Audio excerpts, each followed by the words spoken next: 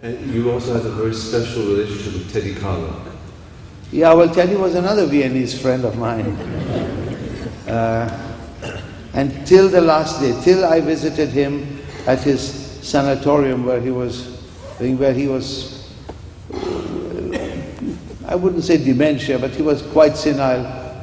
But we talked about the old days. He talked only about Vienna with me. And that sitting in the sanatorium, I don't know where it was in Jerusalem, and Tamar, his wife, was there too. And he told me that his family house on the Landstrasse, Hauptstrasse in Vienna was occupied by the Gestapo during the war.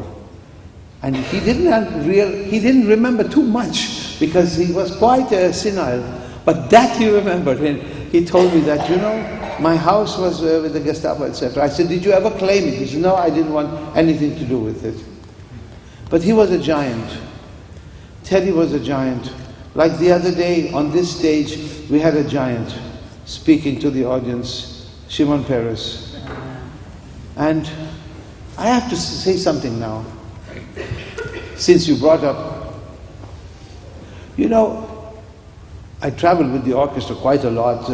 Yesterday we played in Akko, and then we go to Kiryat Motzkin, and 2 years. Anyway, the small towns we go to, every town has a Rehov Arlozorov, Rehov Jabotinsky. No, don't laugh. The other day, last week, I went to Ramle. Also, you read the same names of the streets, and it makes me wonder who of today's generation of politicians are going to have so many roads in their name in these cities. It's a loaded question, I know. But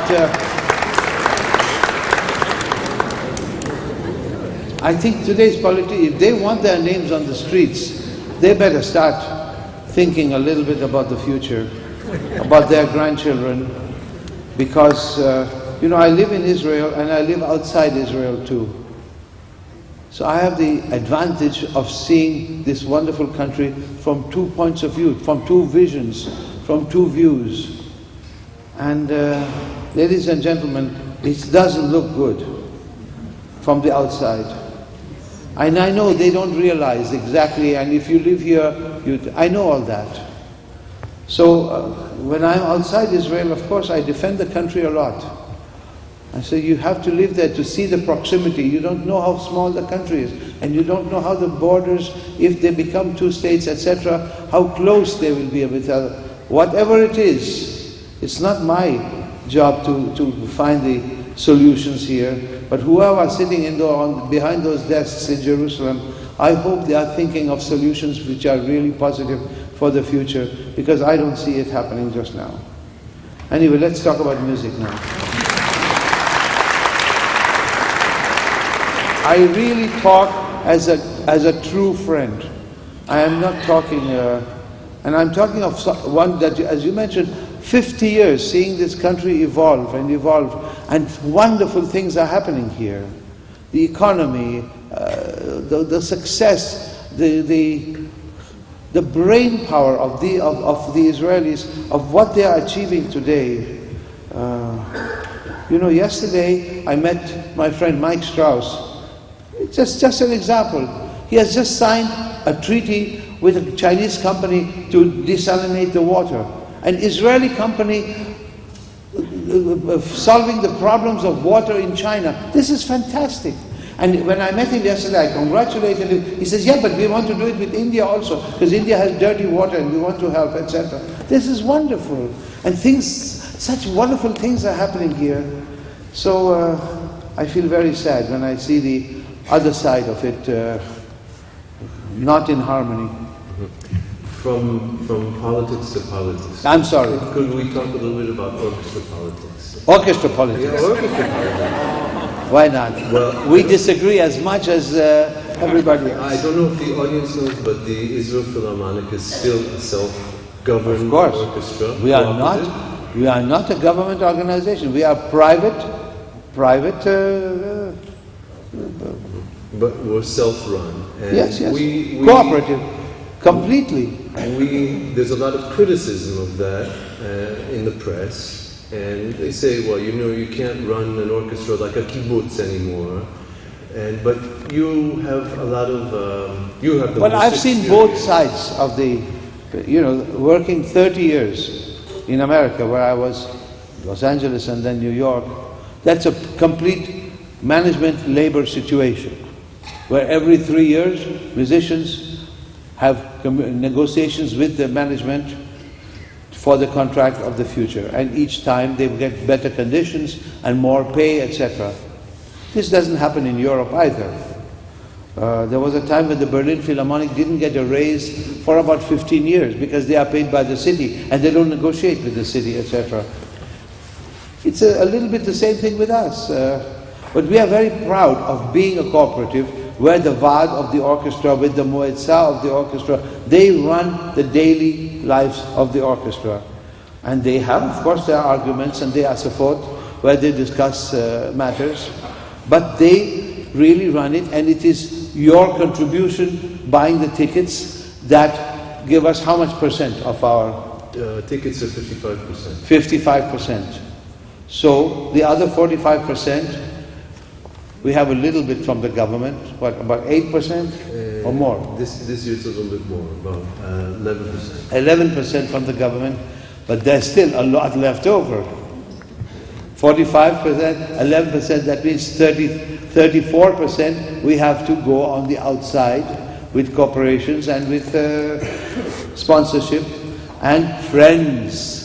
Friends in America, friends in Europe, friends in Australia, etc., etc. You look at the program, there's so many names that we are grateful to. We are very grateful. And now we are going to refurbish this hall, and that the work will start at the end of next season. And we are now in the throes of collecting money, both from Israeli side and from the American side, and the city, of course, will help us a lot. And the mayor is completely with us. I must say, this mayor is so cooperative and so wants us to make this hall better. And the shape will not change. It will be the same shape, but the great acoustician, Japanese acoustician Mr. Toyota, has redesigned. It will be you won't see any change here, but we think that the ceiling is too low, so the ceiling will be the same, but it will be perforated so that the airspace will be more. You won't notice it sitting here, but there will be more airspace and the sound will reverberate more. And we will put up designs pretty soon for you to see, but we are very much looking forward to that. So you wouldn't say that a self-governed orchestra drives its music director crazy? No, I drive them crazy too.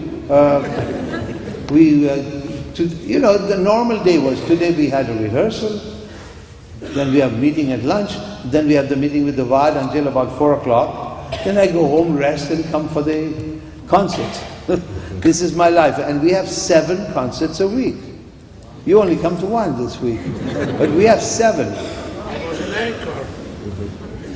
And we had a very full. I've been here now 17 days. We leave for our tour on Thursday.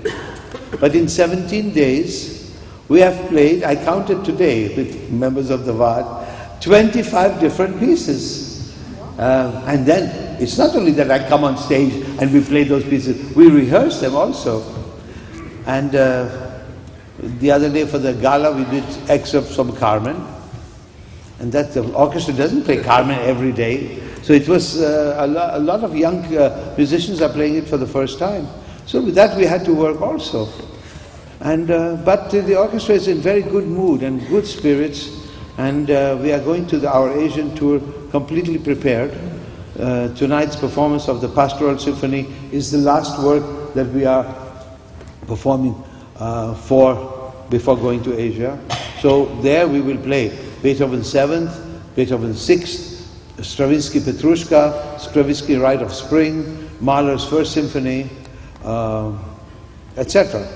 So we have a big repertoire for the orchestra.